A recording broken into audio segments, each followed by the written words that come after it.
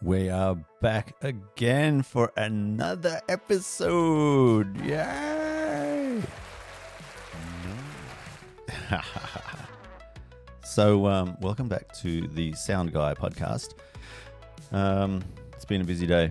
It's the weekend. I'm not sure you can see the calendar there. No, we can't. Anyway, it's Saturday, the 7th, I think, of December. We're getting closer and closer to Christmas now. Oh boy. It's kind of getting dark out there quickly, so what I think we'll do is we'll take a quick look, which is what we've got at Alfie, having his little sleep. We've got a new dog door for the Alfie, so he can come and go as he pleases now. No more racing up to answer the door for the dog. He's making use of it right now. Sleep, of course. Outside we have purple highlights, which is interesting. So that's just reflections off the window. Outside, it's been raining all day. One of those humid, hot, tropical rainfall rains, which is really cool. I was out and about on a shoot today doing some ADR recording in a podcast studio at Hurstville Library with Joe Joseph. Joe Joseph. He's so cool. Yeah, he was... Anyway... So that we've got the final stages of that done. So the project should be done as far as my input's concerned. Now it's over to post-production, and we'll see the outcome of that in a few months. I would think it'd take a while to finish that.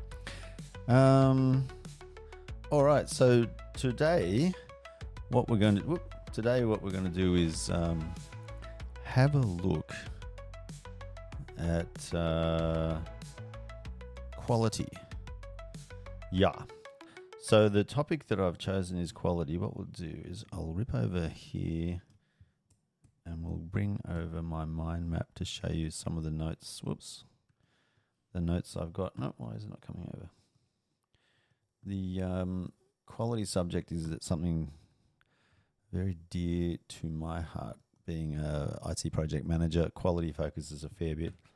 There's a focus on quality. There should be. There's not as much as you'd think, but in projects, quality has its own knowledge area.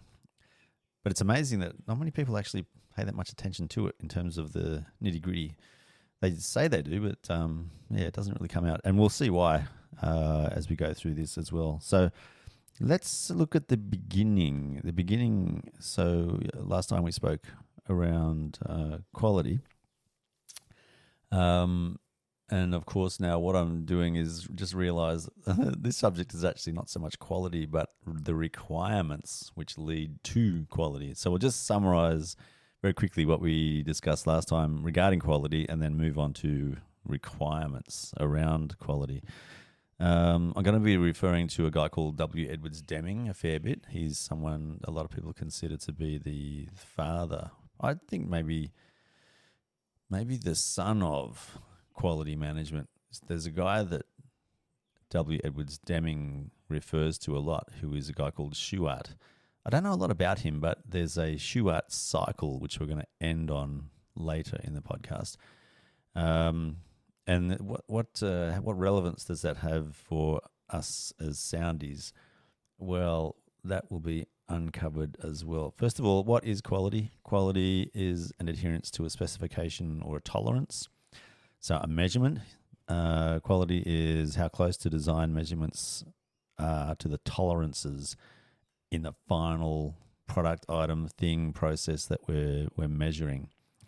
So there's varying degrees of quality, and it depends on how close to the tolerances the final measurements are. This is can be a really boring and dry subject, I've got to warn you, especially quality requirements. But this is where the heart of quality kind of lies, or the rubber hits the road. It's working out what are the requirements that you can then measure to determine whether something is good quality or not. So bear with me. Quality is a measurement set at the design requirement stage. So at the design stage of you've worked out you want something, and how you're going to determine whether that's something that you're going to make is as close to as possible the idea you had in your mind that the outcome is going to be. That's a long way of saying, is the thing that you've decided you want to do as good as you hoped.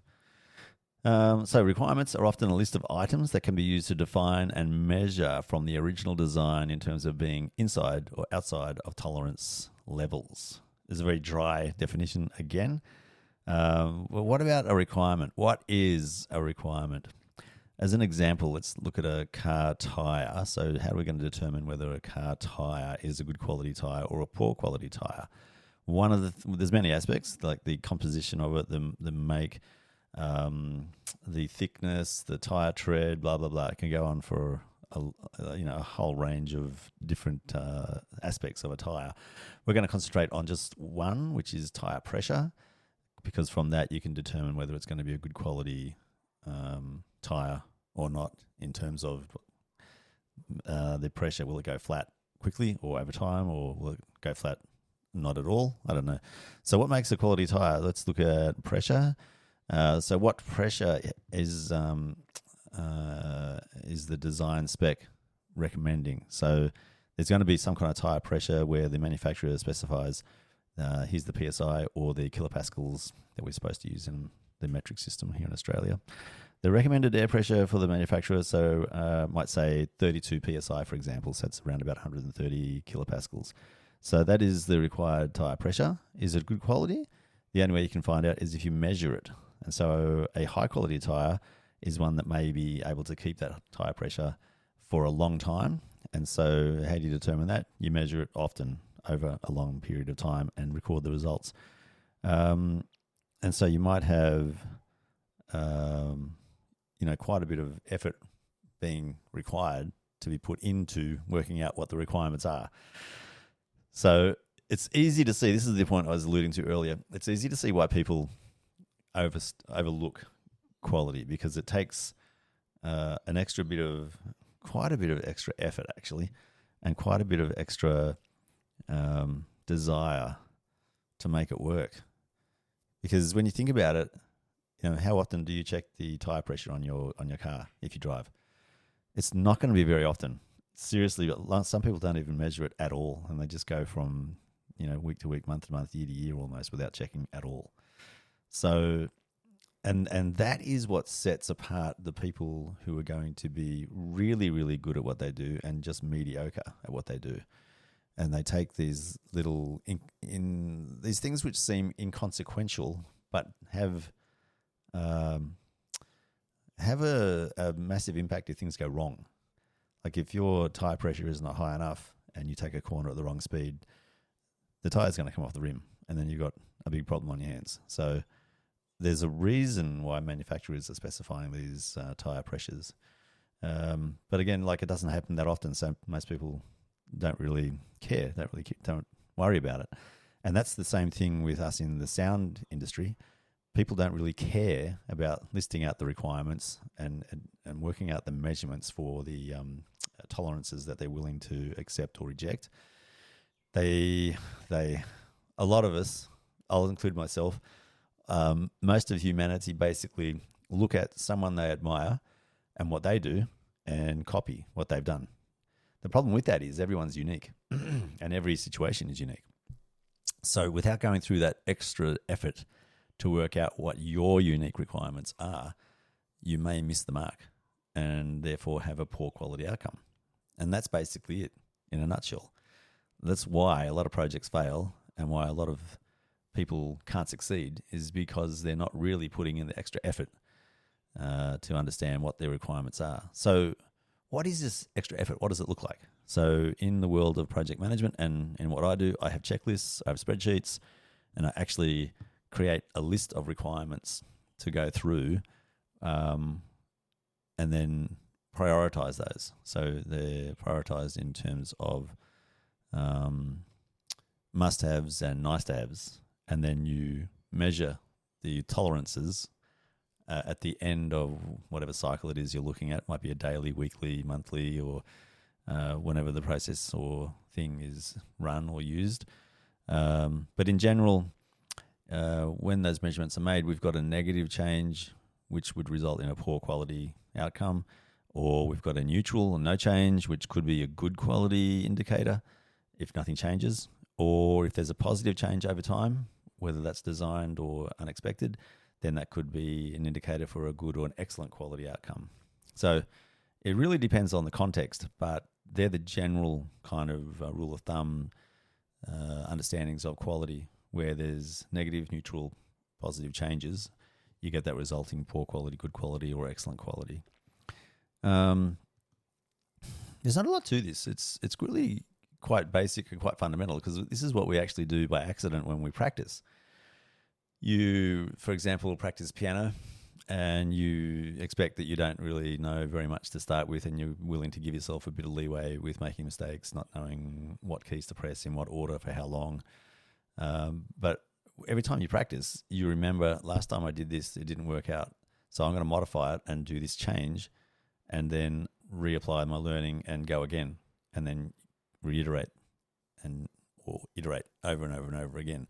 And that's the basis of what we're ending with the Shewhart cycle, which W. Edwards Deming referred to as his professor, his teacher, who developed that cycle. So he's trying to give some honor to his predecessor, his teacher, and calling it the Shewhart cycle. But Deming actually defined it, which is really interesting. So I don't know why, but Deming doesn't want to take credit for it. He's giving it to his professor, his teacher.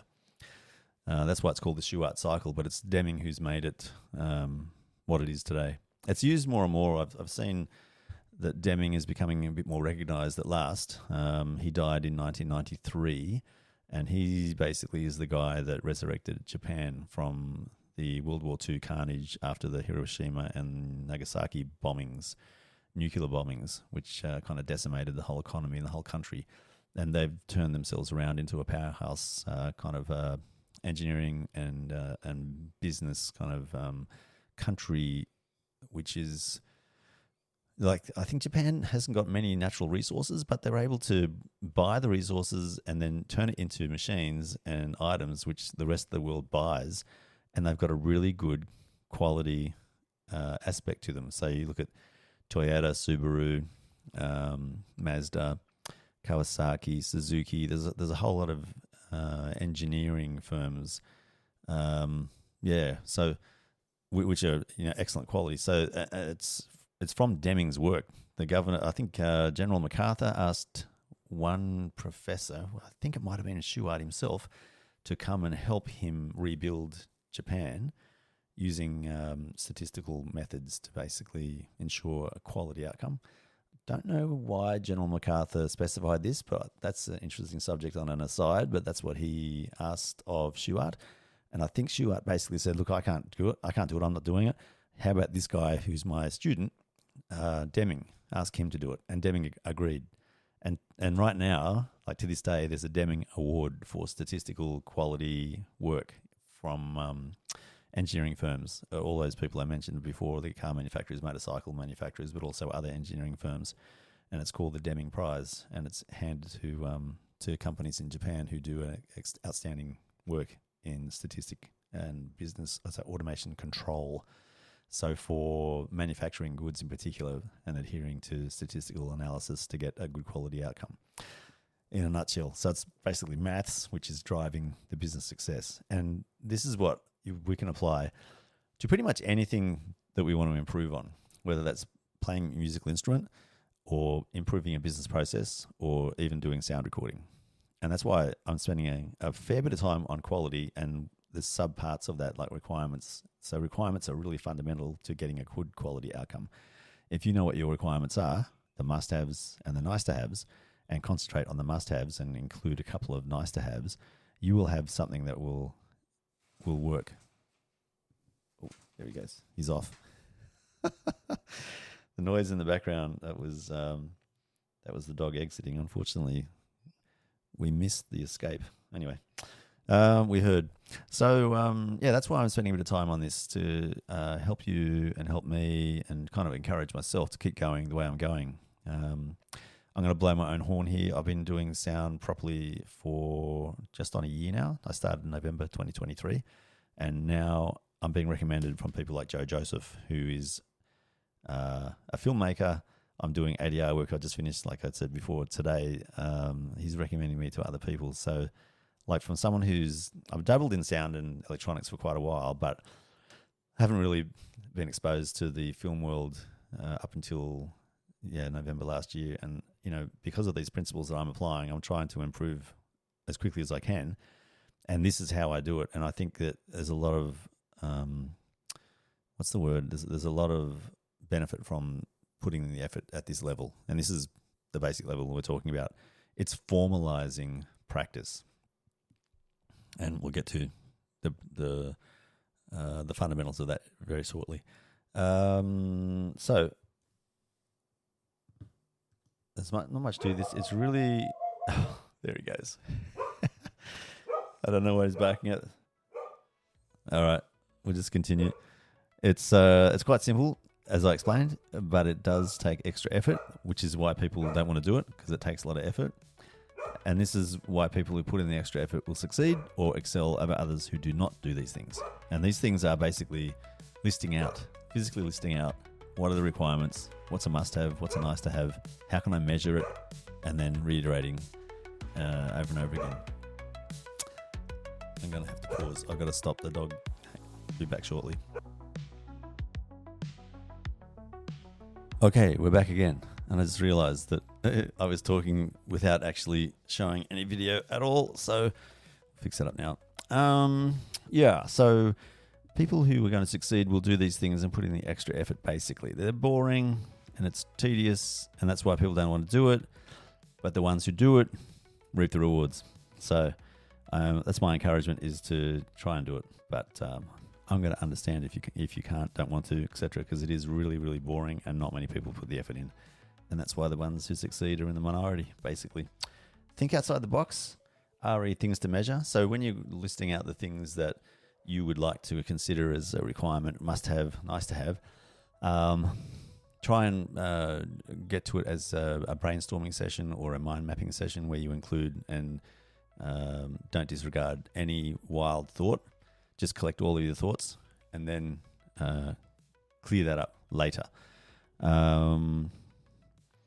So just try and remember what things will help make something a better thing, whatever it is, a process or an item or an object or a group of things that need to work together to give an outcome. You're looking to try and make something better and better. That's the idea behind this. So you try and collect as many requirements as possible. The more effort you put in this early stage, the better the outcome is going to be. So prioritizing the requirements is important and pretty integral to the whole process. That's why I want to spend a little bit of time explaining the must-haves and the nice-to-haves. So the must-haves, obviously, are the things that it's got to have. So for the tire example, it's got to have the capability of having air pumped into it. So it's got to have a standard tire valve, one that you can then go to any garage or any place and pump up the tire. Nice to have might be on the tip of the valve. I want to have a logo, my logo. So that's not absolutely 100% necessary, but it's something which would be nice to have that sets it apart and would enhance the required quality of that item, the tire. So I know it's a crazy example, but that's what I mean by must-have and nice-to-have. Then what I'd recommend doing is listing out those, categorizing those in the must-haves, nice-to-haves.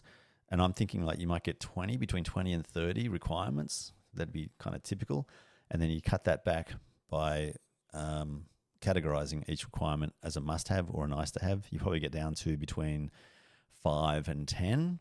And then of those, you work out what the measurement is going to be and how often that measurement is going to be taken, and then what the tolerance is for that. So plus minus for the tire pressure example, plus minus 3 psi, for example, or the equivalent in kilopascals, which I don't know what that is. So while you're doing that, be open to change. So the requirements might change over time. So be open to removing some requirements that you considered were must-haves, and for whatever reason you realise, they don't need to be must-haves; they're nice to have now. And you might discover a new thing which you didn't think of that you include now as a must-have. So don't be afraid to change the requirements. It's kind of like a live document. So it just means that you can keep it edited, keep updating it. It's not set in stone. We just modify it as we need to. and then tick off those requirements as being met. By met, I mean it's measured, and you've recorded the results. And it could be that, to further define that as being met, that it's within the tolerances. Sorry, it's within the tolerances or outside of the tolerances. And that's going to be an indicator of whether then it's a good quality outcome or a poor quality outcome, depending on where it sits in the measured tolerances.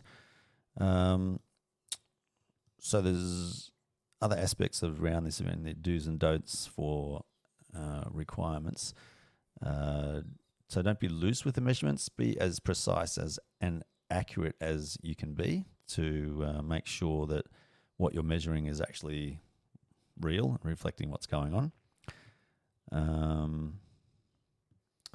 What's this one? Don't be afraid to find that currently nothing meets the requirement. Oh yeah, just in case there's something that you consider a must-have and there's nothing available on the market, for example, then you could look at making your own or modifying something that is existing to fit your requirement, or you just have to wait until something comes on the market or that you build and set it up to be the thing that you need it to be to meet your requirements. And lastly, this is the kind of the the tertiary, the third thing to focus on in regards to quality is how do we improve that quality. So Deming and Shewhart were constantly concerned about continuous improvement, and there's been a massive market created around this in the IT world in particular, but also in engineering. So there was Toyota Quality Management or Total Quality Management that came out of Toyota. There's Lean 6, Sigma 6, ISO 9001, all these quality standards. They all stem from this work that Shewhart and Deming did, but they all fall short because they don't actually adhere to continuous improvement. They adhere to this philosophy of that's good enough, we're done. So Lean Sigma 6, for example, is 3 standard deviations plus minus, hence 6 sigma.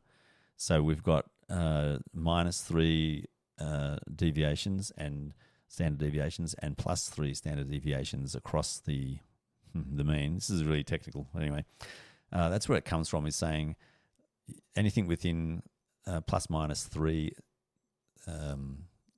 sigma is good enough. But that is not what Deming and Shewhart were talking about. They were talking about continuous improvement. So just because you've met some,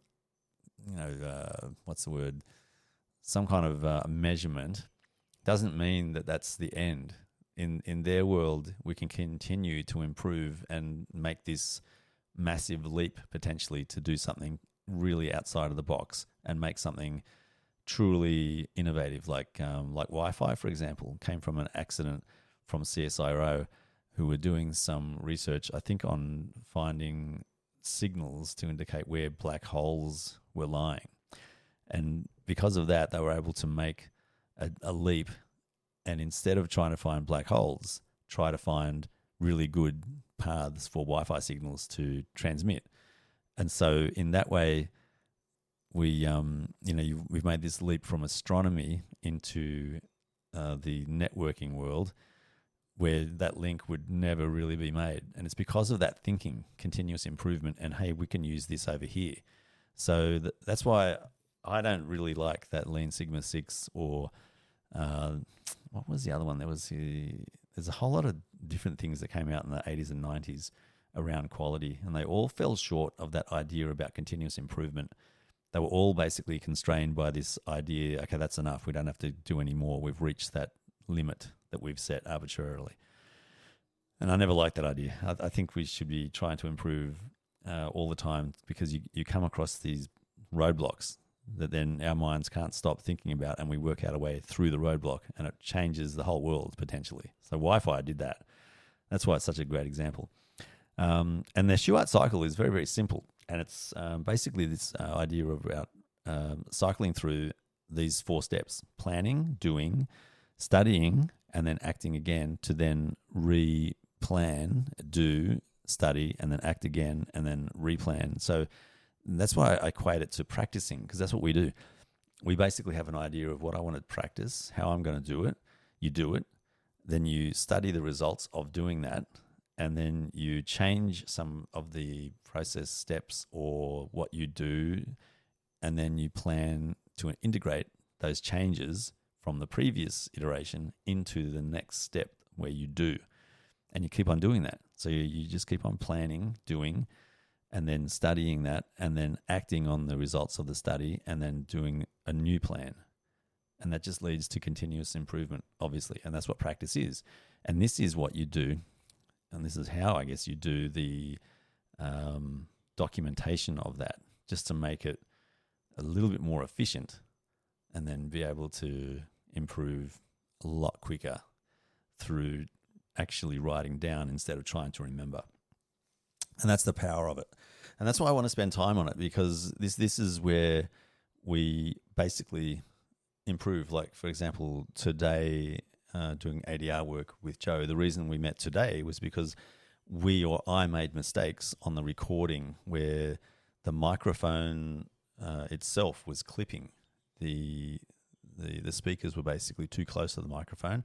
The diaphragm couldn't move or couldn't cope with the fluctuation in air pressure, and it clipped. So we had to re-record things. And what I'd done is basically plan to have the actors step away from the microphone. I just did that then.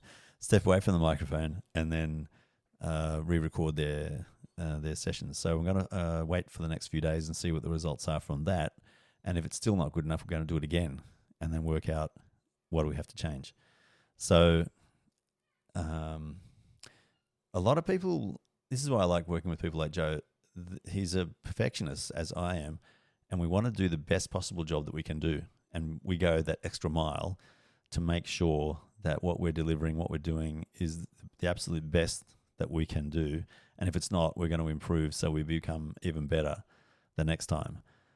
And to see that in action and to see the results of that is incredible, because it leads to really, really strange things happening. So today we met in Hurstville Library, and one of the library technicians has actually just released an expression of interest for audio people to come and teach others on how to help out on film sets to record audio.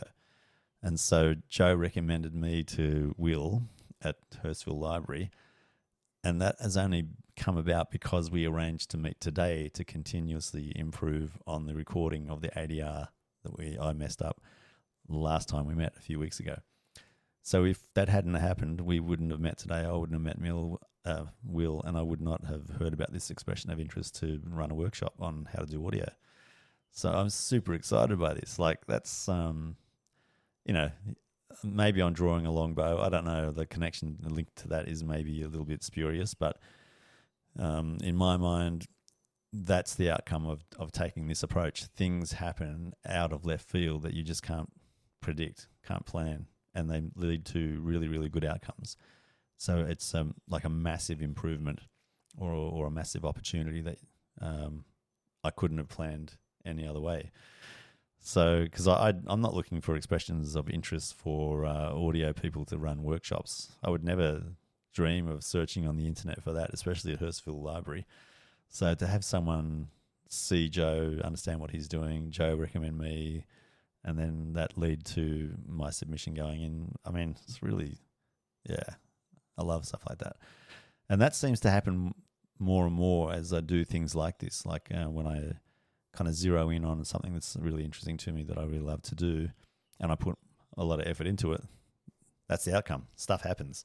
I don't know how, but it just happens. It's really cool. And that's what I'm hoping might happen with you too if you do this. So my encouragement is for you to put the extra effort in, start documenting, start writing down, start measuring, start working out the things that are important to you that you think I could improve in this area, and try to be humble. Like, luckily, the feedback Joe gave to me was done in a way where I didn't feel threatened or I didn't feel criticized just for who I am, but more for is kind of done in a spirit of, let me give you some positive, well, no, not even positive, it's negative feedback, but it's feedback that I can use to improve on. And I'm trying to take that into other relationships I have with people who want to give me feedback, but who may not be as skilled or as respectful or gentle maybe even, as Joe showed. So I've got to try and remember to strip away the emotion and just keep the fact of what feedback is being given to me. Pardon me. And then use that to improve for the next time. Yeah. Anyway, there we go. I'm going to leave it there with you. Thanks very much for your attention. Appreciate that. So I hope this is of some value to you. It's something which I've been trying to integrate in pretty much all aspects of my life, to varying degrees of success. But I'm seeing success in this area for sound recording in particular. So I think it's got a lot of application for this field. So if you want any examples of requirements in a spreadsheet form, I'll send you whatever you want to see in terms of requirements. You can just put a comment in the how do you do that? If you go to YouTube and search on the Sound Guy, you can put a comment and I can just fill in the details there. Yeah. There we go. Oh, and if I win this expression of interest for running a workshop on audio, then I'll let you all know as well. It's going to be probably sometime in the new year, 2025, and it'll be in the Hurstville, New South Wales, Sydney area in the Hurstville Library. So, I will hopefully be able to provide some more input in that area. We shall see. Okay, on that note, let's say see you later and catch you on the next one. Take it easy. Bye now.